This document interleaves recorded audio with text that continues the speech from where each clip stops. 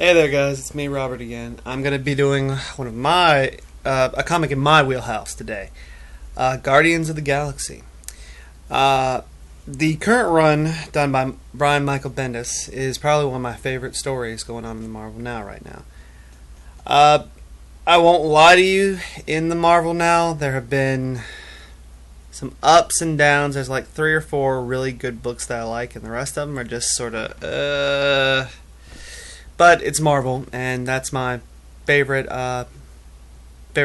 cast of characters. Alright, well, let's jump in. Today's review is on Guardians of the Galaxy, an Infinity tie-in for number 8. This one I found really kind of disappointed. I mean, this is one of those books that has been really consecutive, really awesome to just get around and hang out with. And the art has been very different. I mean, this is issue 8. This was the art from issue 7. A completely different take on the Guardians. It's a book that I think is even going on against the Avengers, their top comic right now.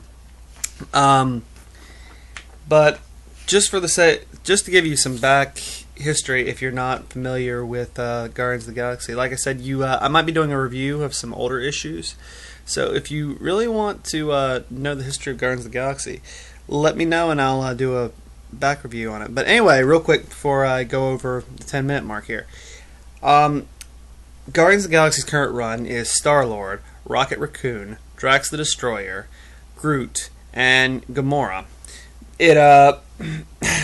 Basically, the story for this era of Marvel Now is Earth has been declared off limits. And if you're kind of familiar with the history, you know that some stuff has changed in that. They've been invaded by Thanos or whatnot, but there's just something that the rest of the galaxy does not want to deal with this planet anymore. It's been too much of a nuisance, or there's something else going on, which they haven't really revealed yet. So if you're interested in stories like that, this is a good one for Marvel for you. I mean, you've got characters that no one has really talked about in a while, and they're awesome. And for these first 8 issues, Iron Man has been a member of the team, so that had me hooked to begin with. Alright, so let's dive into Guardians of the Galaxy number 8. It starts off, like I said, in this really darker form of art right here. I like the art, all things considered. I just don't like everything being so dark. And if I want that, I can go and read anything, like Batman or something like that. I mean, something that's meant to be dark and beautiful while it's done. Basically, the Guardians come and they hear about Earth being under attack by Gamora's grandfather, Thanos, who they have a lot of history with, a lot of back history in the former lines, like I said, and they're just arguing on why Peter Quill, the Star-Lord, hadn't killed him when he had the chance. And they're really getting heated, and they're deciding whether or not to go and help out Earth. Which, in Star-Lord's mind, there's no question. It's Earth. We're going to go. That's my home planet. And they're like, no, it's too dangerous. Thanos is there, and the Mad Titan is there. We don't need to get involved with this. They've had a lot of losses lately in the last couple issues or whatnot. But just to break the argument right here, they get a call from Abigail Brand, the leader of S.W.O.R.D., the intergalactic version of S.H.I.E.L.D. that protects the Earth from alien invasions. Great job, huh? Well, anyway, like I said, this is in the Infinity storyline, and Thanos currently is invading Earth. Here is the peak, the first line of defense against the invading armies from space. Like I said, another advertisement here from Party City. Not really, like I said, I'm going to dock points for that one. But at the very end of the day, the Guardians decide to go in and help. They're in their cloak ship. Probably doesn't come out real good on my camera. But eventually the Guardians decide to go and help. Gamora left to, they said in one of these panels, Gamora left to just, she didn't want to deal with Thanos anymore. That's her grandfather, and he has sought nothing but her destruction. In this one we find Abigail Brandt being tortured by Thanos' men. Obviously, because she's someone of some importance, she has the ability to probably understand, decrypt, and decode the enemy's transmissions. You always want to do that in war. Another advertisement just for the Marvel stuff. Still going to dock a point for that one. It turns into basically a workshop movie where they're blasting and kicking their way through. Make a great video game, but as far as this comic goes, it's not doing too much for me. The action sort of picks up, and we get a little bit of Rocket Raccoon here, blasting his way through, spouting out profanity. And